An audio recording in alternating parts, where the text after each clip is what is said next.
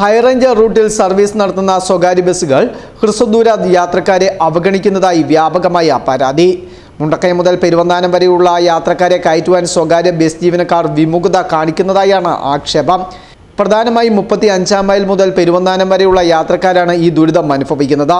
Mundakayam bus സ്റ്റാൻഡിൽ നിന്നും bus കയറി പെരുവന്താനത്തേക്ക് ടിക്കറ്റ് ചോദിച്ചാൽ ജീവനക്കാർ നിരുത്സാഹപ്പെടുത്തുകയാണെന്ന് യാത്രക്കാർ ഫെസ്റ്റൂൺ ന്യൂസിനോട് പറയുന്നു.